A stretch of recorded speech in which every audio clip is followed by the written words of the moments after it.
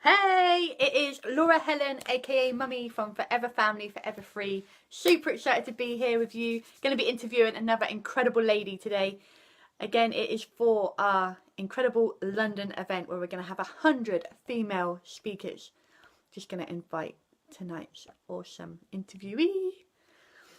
So we are having an incredible event in London, 100 speakers. It's going to be an incredible, powerful event. It's called HerStory Empowerment Conference. It's going to be a global event. There's 1,000 events happening worldwide. Going to be empowering 1 million women.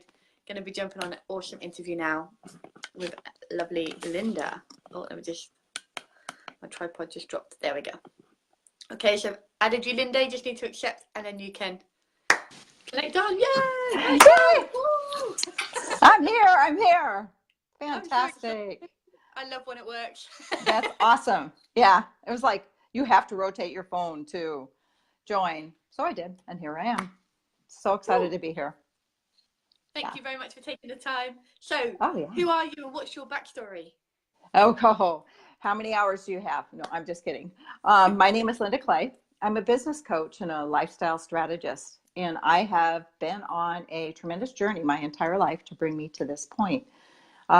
Started out when I was an unwed mother in the 60s, which was an absolute no-no. It was like, no way should you be doing that. And ended up in an unwed mother's home and gave my child up for adoption. And I carried that shame and guilt and a lot of other stuff. It was actually probably the catalyst that formed a lot of my adult life was from that time period. Didn't figure it out though until recently, how much, what that really had to do with my life. And so I eventually got married, had 2 daughters. My oldest daughter, when she was a teenager, became addicted to drugs and had a huge substance abuse problem. And for any parent out there, it's one of the toughest things to do. It's like a death. I mean, you bring home a child from the hospital, you're looking at them and you're going, wow, they have this beautiful world in front of them. They're going to just do all these amazing things. And then because of mental health issues and other things that happen, she went on a different kind of dark path. And it's been a battle for well over 30 years. And she's finally clean, but now she's semi-homeless, so we're working on things to get her into a safe environment stuff. But you go through grief, you go through guilt, you go through all those things that are tied into that. So meanwhile, I was growing a business career and did really well, became a store manager. And then the company started having issues. And they my district manager started using me as an example to all the other store managers. If you don't do this, this is what's going to happen.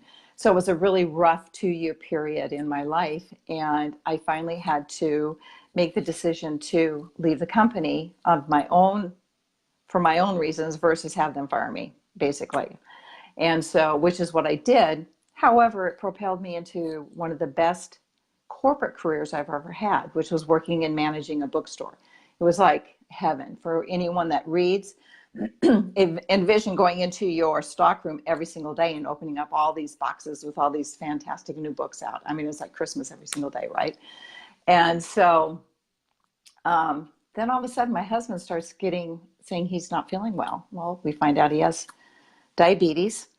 And so we start taking care of that, but he doesn't get better.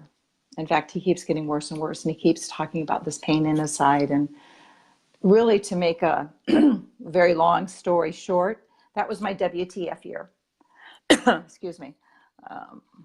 Universe is saying you're talking a lot, Linda. So that started, his illness started a series of very challenging situations that happened to me all in one short period of time. He actually had 2 kinds of cancer. He was diagnosed with one kind, and 4 months later, he didn't make it because he had 2 cancers and they couldn't fix it. So I became his nurse. I took care of him. I took care of his ulcerated sore. I gave him his IVs, and I had to make the decision to increase his pain medication so that he wasn't in pain anymore because he was suffering. It was probably one of the hardest things that I've ever done. Try not to cry.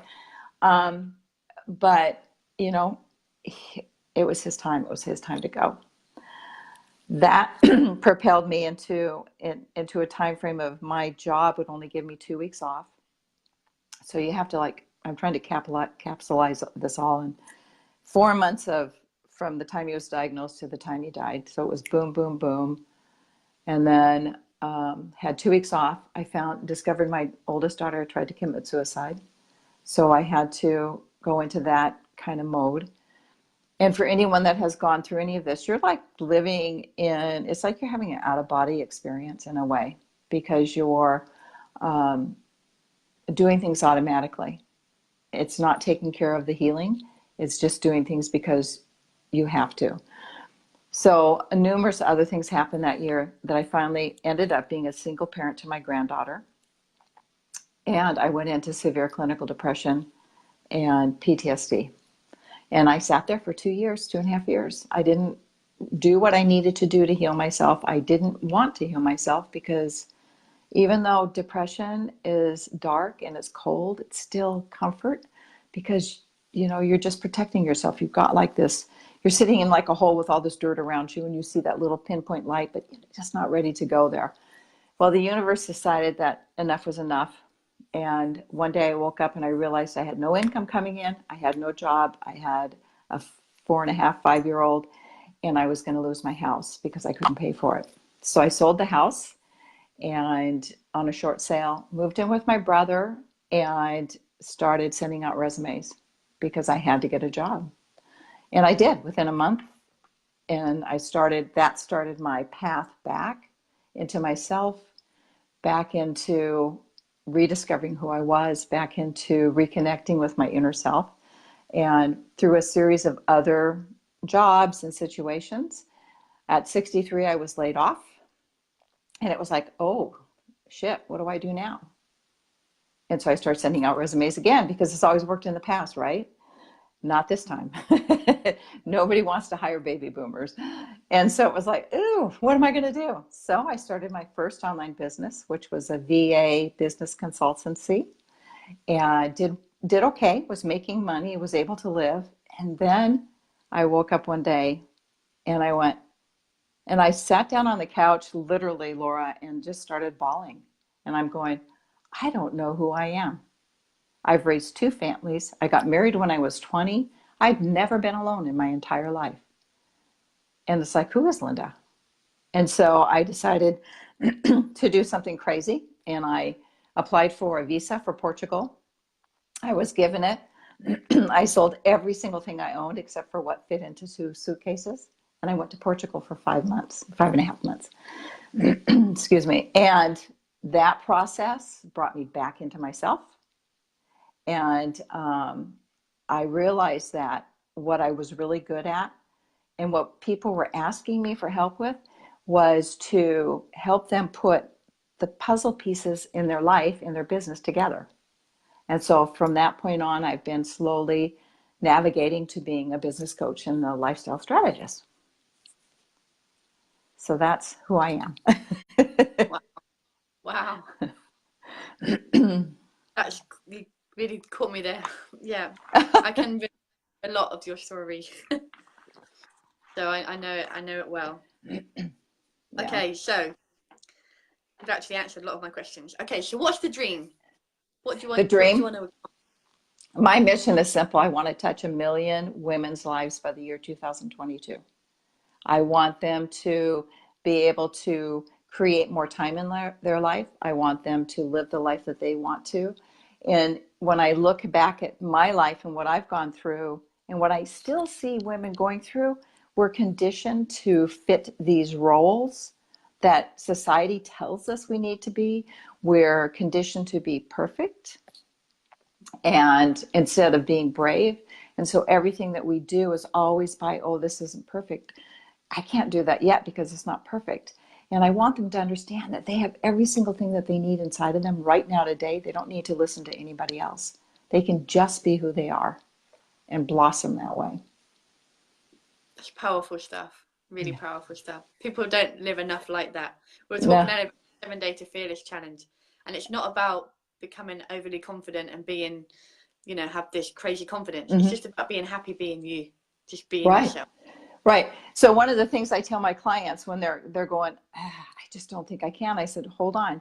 I want you to close your eyes, and I want you to picture the fact that there's almost 8 billion people in the world today. 8 billion people. That number is mind-boggling, right? So close Mm-hmm. your eyes and realize that you're the only person that talks like you, thinks like you, walks like you, has hair like you. You're the only one out of 7.8 billion people. If you're not perfect, then what is? I mean, my God, you were created as you are. So that's my message to women, is to stand into that and just be and stop worrying about what everybody else thinks. That. So So what was your big epiphany moment? You said you were in the darkness there for quite a while, and now you've come into a business that you really love. You went, you packed your suitcases, you went to Portugal. What was your big epiphany moment that just changed it all? that, well, that um, it was the fact that when I was in Portugal and I was doing this admin work and everything, and I was just like, I spent a lot of time with myself, a lot of time talking to myself, and everybody, it's okay to talk to yourself. We all do it. It's just our way of conversing, sorting things through. And all of a sudden, somebody asked me if I would help them. And it was like the third or fourth person. And I went, oh my God, that's what I've done my entire life. So as a manager of a store, I used to laugh. I'd say I was the psychologist, the psychiatrist, the mom, the dad, the Yeah. teacher, the guide, everything for my staff. And I go, that's what I've always done. And I love it. When you look at somebody and they come to you, and this is what was happening, was people were coming and they go, I have all these ideas in my head and I don't know what to do with them. Well, let's talk about it. And so I would, work them or take them through a process of figuring out what it is they really want. Going back to that conditioning that women are put in, we always have this surface answer. This is what we want. And I'm going, really? What else do you want? Because you've got to level down to that 5-year-old that had that passion to be an artist or a painter or whatever. That's what you really want. And so at that moment, sitting there, it was like a light bulb went off. It was like, this is what I need to do. Why am I doing this when my natural talents and gifts are to do this? So I just started working towards it. That's awesome. So what kind of plan did you create to make that happen? Um, well, I'll be honest to all the audience. I've been a course junkie just like everybody else. And that was part of the epiphany, actually, was a course that I took. And I went, I know all this stuff. Why am I spending all this money when I already know? I think there was one thing out of it that I wasn't aware of that I took away from that. So that's a benefit. But I realized that by taking all the knowledge that I have and just slowly, I stayed working as a VA for a couple of years, but I would start, talking about being a coach, changing my website. And I just did it piece by piece. I'm a great believer in just doing one thing a day towards your ultimate goal. And now I'm full-time coaching. And it took a while. And it took a while because I had to gain confidence in myself. I had to, get over at 60, 68, it's a little bit, the internet can be a little bit intimidating. That's a new venue. I'm always used to talking person to person. So I had to get over those fears and I had to step into myself. But so the plan was just to, map it out one day at a time, you know, every task that needed to be done. I love that. Keep moving forward. Keep making Yep, progress. one step. Yep, yep. One story we tell our kids is the big oak tree, the man with the giant oak tree. He Uh-huh. goes out with the axe and takes 3 big swings at it every day. Yeah, It takes time, but he does cut down the tree. Whereas if yeah, he went out and just hacked and hacked and hacked, he'd give up and never get through it. So you did right. the same thing, one step at a time. Yep, So what's the best yep. result you've had so far? The best results I've had so far? Yeah. Um, oh, it's just my client success. They're my motivation. I had one client, or I have a client right now that she started following me just through my Facebook group. And she would just listen to everything I said and do all these things. And then she told me she wanted to be a counselor. And I said, why not? Why not be one?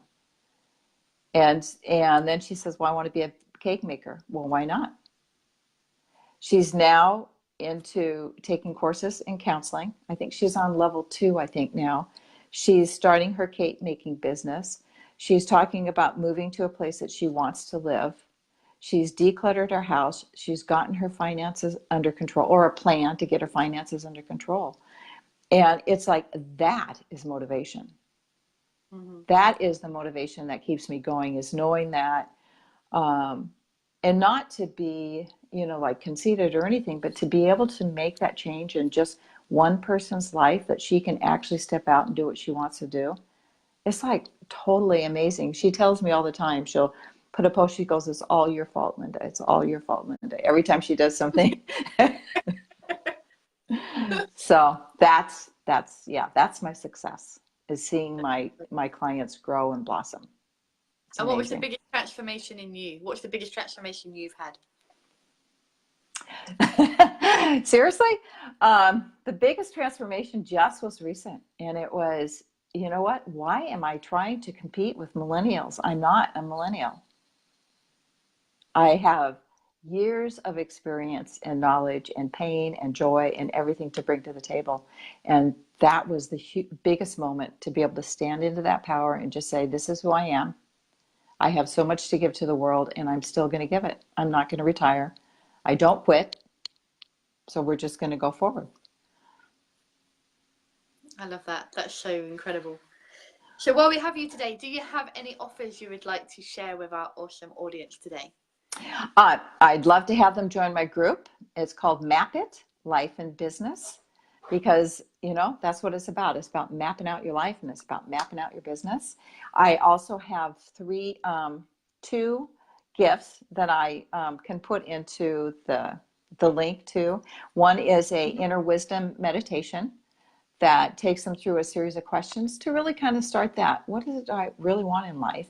And the other one is simple tips to take back some time. It's just a very simple mini ebook about how to budget your time, and so that you actually have time to do the things you want to do. Well, when we hop off, make sure you share them in the link so I everyone will. watching on the replay can I go will. find all those awesome tools. Thank you so much for the You're time welcome. to come and Totally be welcome. interviewed today. We'll connect after the call, but thank you so Okay. much for joining me. You're welcome. Thanks for having me. Thank you everybody for watching. Bye-bye.